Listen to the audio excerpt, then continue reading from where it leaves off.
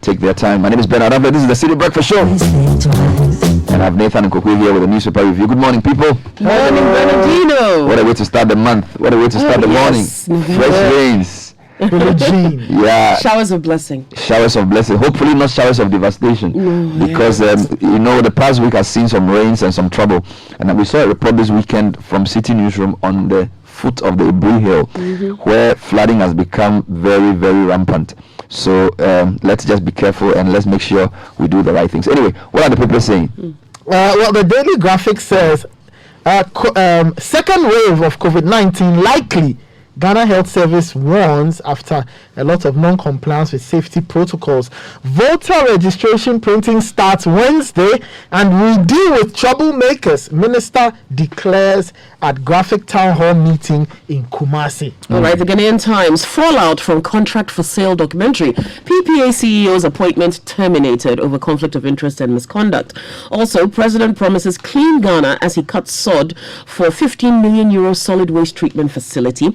Don't allow politicians to deploy you for violence, says the Peace Council chairman. And the Spectator has a new editor, apparently. Okay, that's the Ghanaian Times front page. Okay, and the Daily Guide says Nana fires PPA boss over contract for sale scandal. 51,000 WASI results withheld under Mahama over school fees. CDD rates MPP over NDC on delivery. And Savannah, 15 million euro waste plant underway. Plus, Volta rebels plan fresh attack.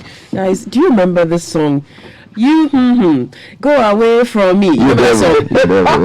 Look at the Chronicle front page. They put ellipsis. You go away from me. So the president has sacked the PPA boss, and this is the Chronicle headline. If you pick up the Chronicle to see what I'm talking about, President sacks PPA boss over contracts for sale allegation. Serving policeman goes missing, and 69% of sampled voters endorse NPP message, says the CDD survey. Also, so-called secessionists are mere criminals, says Nitiwo. The Finder says NPP has big lead over NDC in CDD poll. Ghanaians confident in EC, that's according to a CDD survey. Asensu Bachi pulls mammoth health work in Kumasi. Development Bank of Ghana gets $250 million World Bank support. President sacks PPA CEO, and Ghanaians prefer peaceful elections to free and fair elections. That's according to the CDD. The Informer, Akufo-Addo upholds corruption fight, sacks PPA boss for conflict of interest and abuse of office. Election 2020, public expresses confidence in EC, says a CDD report. I will revamp TOR and BOST, says Mahama, and the president charges the Pharmaceutical Society to take steps to actualize the AFCFTA vision. The Herald says Akufo-Addo sacks PPA boss but keeps Kenoforiata despite his conflict of interest in using data bank for every state loan and bond transaction. I am not a fertilizer expert. AG's witness confesses to court in Opuni trial.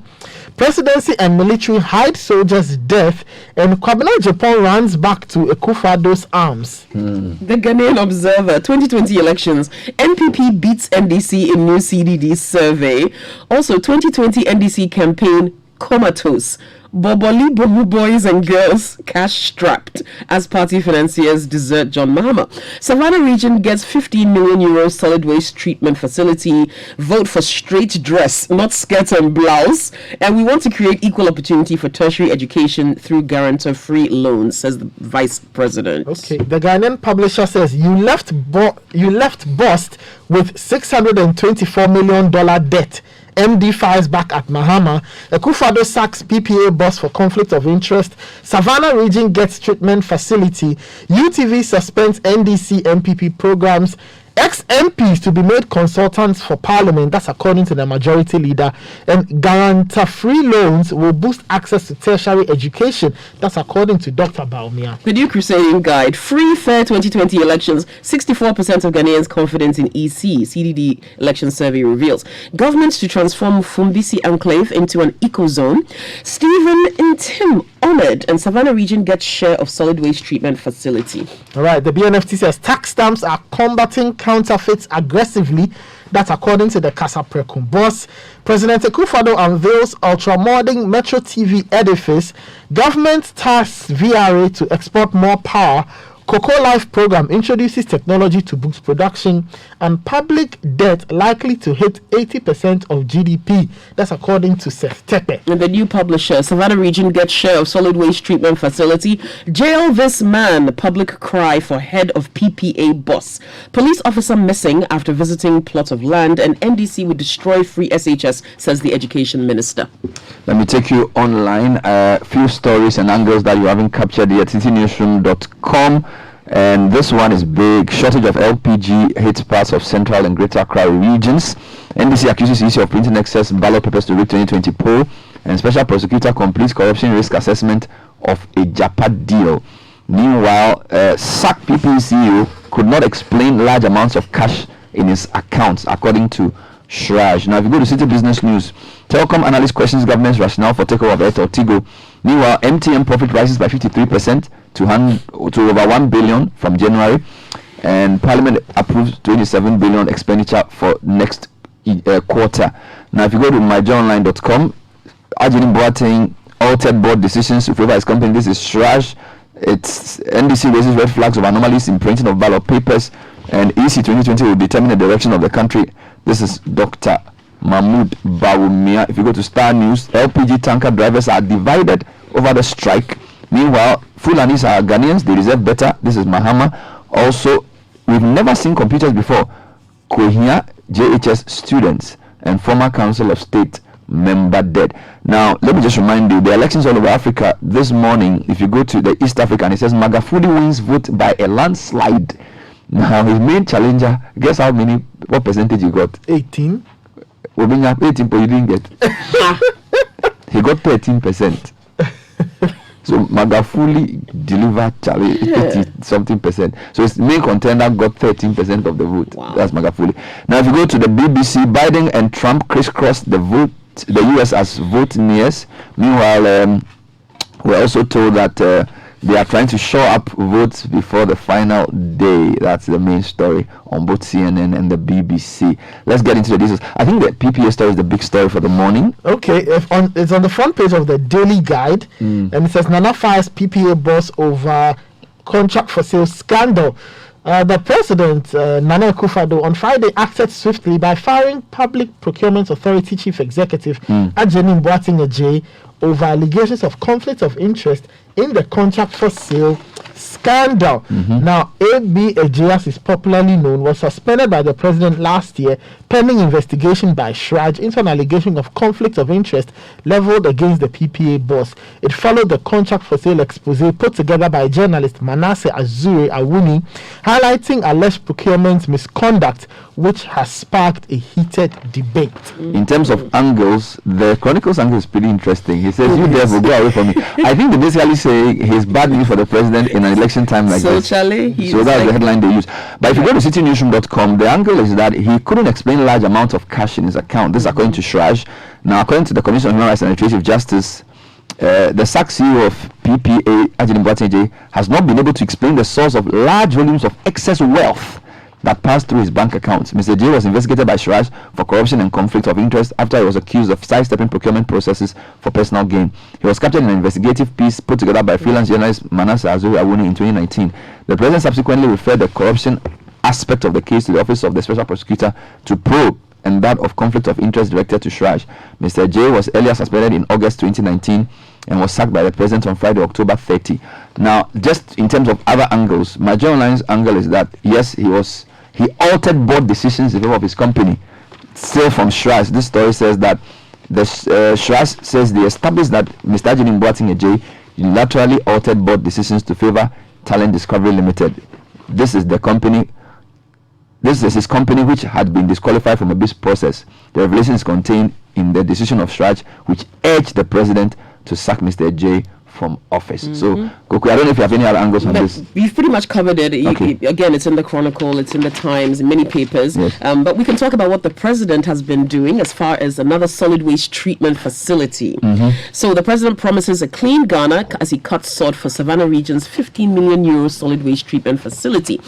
This is going to be at Damongo, The regional minister, Mr. Salih Fuad Brahima, who performed the ceremony on Saturday on behalf of the president, stressed that the government remained committed to the effective and efficient management of waste in the country. According to the president, the project is part of his vision to make Ghana clean, indicating that when completed, the plant will help in managing waste in a more environmentally friendly manner in the region. He said our collective responsibility is to sustain the gains made in the sanitation and water sector. He commended Zoomline Ghana Limited for ensuring that the project was completed, adding that it's a responsibility as President of the Republic to fight sanitation and provide potable water to the people. All right, in terms of a related story, I should have given you this earlier. Special prosecutor says he has finished the corruption risk assessment of the Japat deal. Story by Umaru Sandamadu says the Special Prosecutor Martin Abidu has announced the conclusion of his office corruption risk assessment into the controversial Japat royalties deal. In a press release issued by his office, Mr. Abidu said he had conveyed the conclusions and observations to the President and his Finance Minister some 2 weeks ago in what he says was an action taken out of courtesy before making the announcement public. After 2 weeks of the action, the Special Prosecutor said he deemed it important to inform the public about his conclusion of his constitutional mandate. He says 2 weeks is more than long for this office to continue withholding the announcement of the completion of the 64-page report to the public. It's important that his office has the freedom to discharge its anti-corruption mandate and keep the public informed. I have therefore decided to bring the facts of the conclusion of the anti-corruption assessment of the Japan royalties transaction to the attention of the public, and to avoid the continuous speculation on this matter, he said. He, however, has not given Citi News the 64-page report, so we don't have the details. So hopefully we'll get that one too later. But the full statement is on citinewsroom.com. Now let's come to the graphic. Well, yeah, the front page says second wave of COVID-19 likely. That's the Ghana Health Service issuing a warning. Now, Ghana risks a second wave of COVID-19 if the public continues to loosen precautionary measures. The Ghana Health Service has warned that a second wave of the pandemic can be more terrible than the first if people do not keep to the safety protocols. Now, speaking to the Daily Graphic yesterday in Accra, the director of the Health Promotion Division of the Ghana Health Service and leader of the Risk Communication for COVID-19 National Task Force, Dr. Dacosta Abuaji, said the posture of the public was causing a gradual rise in active cases, and that if care was not taken, the nation would see a major rise soon. Active cases of the disease had risen from 309 to 589 within the last few weeks, with the number of deaths standing at 320. And there's a quote, it says, quote, "This recent increase is attributed to non-compliance with the safety protocols by Ghanaians and the low perception that the infection is gone." And you know what's the problem? This morning on GNA, there was no COVID-19 death recorded in October. This is good news, okay? But that sends mixed messages. So the story says, Ghana Health Service says the country did not record any COVID-19 death in October.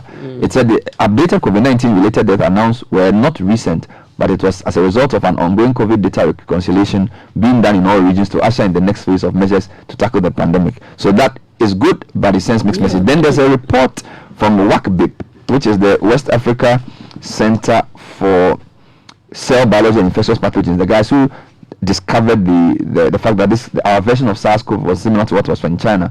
They say 1 million people are already exposed to COVID-19 in Accra. Those are released. It says around 20% of people living within Accra and in Kaswa may have been exposed to COVID-19, according to a new study by scientists at the University of Ghana.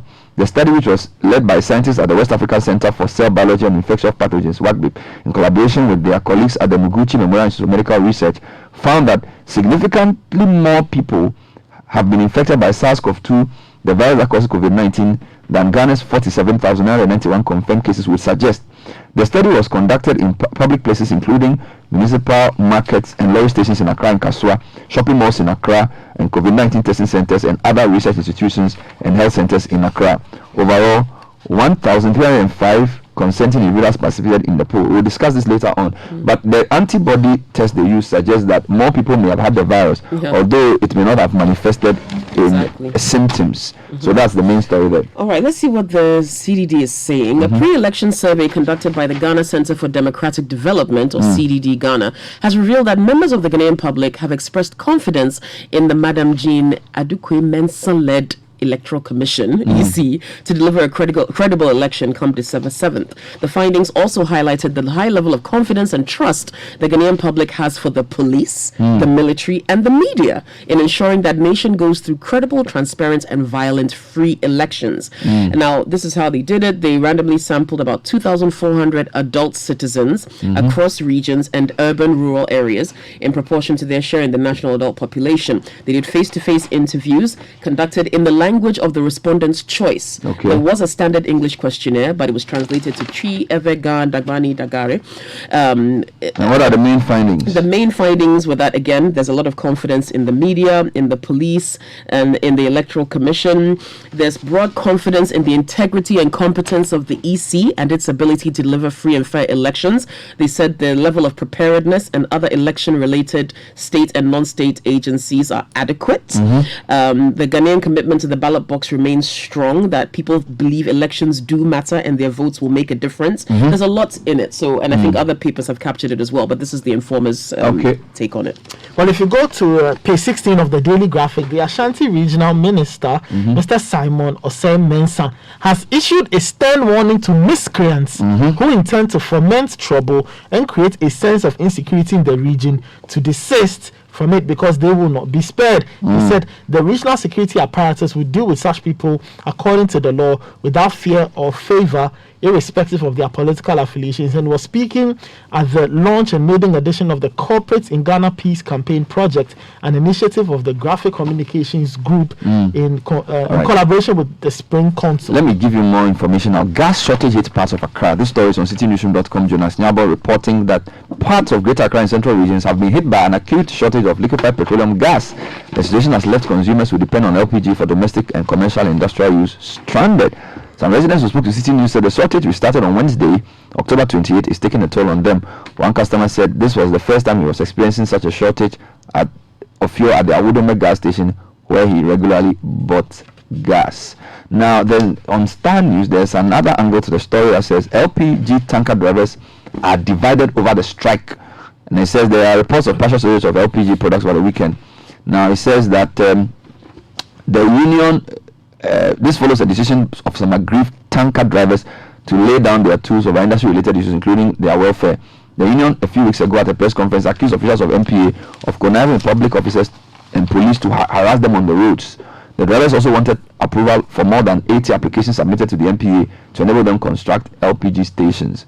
Now, we are told that a source at the meeting said the latest partial strike has come as a surprise to some of the leadership of the MPA, OAMC, and LPG marketers who believe that their concerns are already being addressed. So basically, the strike is not being undertaken according to this story by all the groups. It's as if there's a division in their front. Be that as it may, we've received reports of shortage in various parts of the country, including the Western region as well. So it's not just Central and Greater Accra. We understand there are shortages also in the Western region. Okay. All right. A couple of crime stories here. Police arrest 3 suspects in connection with Kumasi robbery attack. The Ashanti Police Command have arrested 3 of the 7 suspected armed robbers who killed a businessman and robbed traders of their money. They were arrested a few moments after the shooting and robbery that took place in broad daylight, with traders running for their dear lives. The suspects are Salifu Idrisu, Ali Razak, and they're both 18, and Hamza Nuhu, who is 20. Yeah. Well, now let's talk about election again. You heard about CDB and the EC. Well, the NDC is accusing EC of printing excess ballot papers. I don't know if you I heard that on yes, so this is all on in the website. It says the Brazilian NDC is accusing the Electoral Commission of making dubious attempts to rig the upcoming election through the printing of ballot papers. According to the party, one of the 7 printing houses undertaking the exercise, Assembly Press, has printed about 150,000 surplus ballots aside from the 5% required excess ballot papers per polling station. The National Campaign Coordinator of the party, Professor Joshua Alabi, who addressed the media on the matter, said such irregularities would not be countenanced by the party. And then he goes on to give some background. Now, the story then says the commission began printing ballot papers for December 7. On Monday, October 26, 7 printing houses in Accra were selected by the EC to spearhead the exercise. There are 12 parties on the presidential ballot, and each party has a rep at the printing house to observe the process. If you go to page 4 of the Finder, still with elections, says Ghanaians prefer peaceful elections to free and fair elections. That's according to a CDD report. Now, the latest pre-election survey conducted by the Ghana Center for Democratic Development, CDD, has found that Ghanaians would rather have peaceful elections than fair ones. The survey, which was conducted between September and October this year, had some 2,400 respondents from all over. Yeah, she gave the details as well. So your angle is the EC, her angle was on the what they were looking at in terms of the parties and the representation.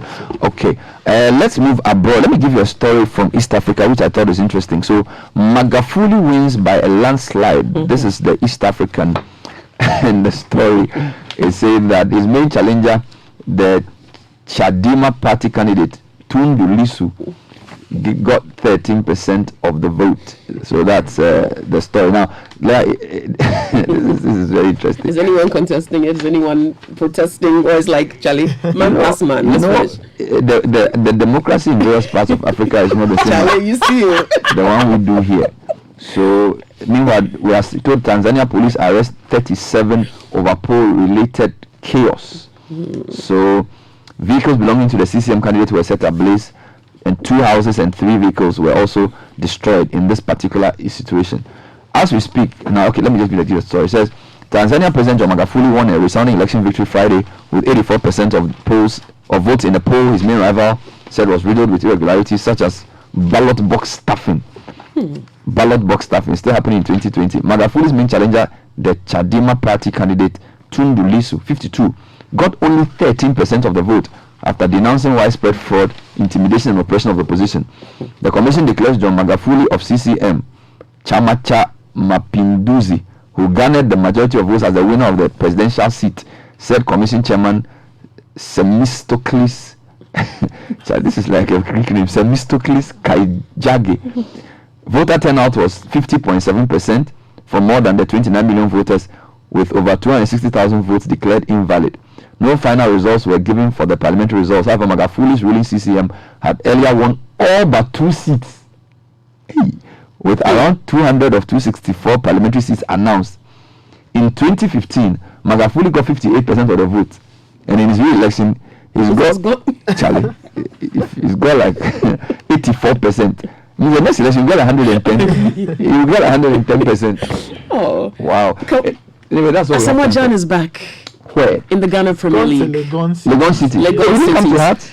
Charlie, he didn't come to Hearts of Oak. He's gone to Legon City. He's announced it. They put, it was all over social media. This week, right? No, next week. Next 13th. week. 13th. So it's a week time. Okay, thank you, Nathan. Thank you, Kokui. Coming up next is the City Business News. This is the City Breakfast.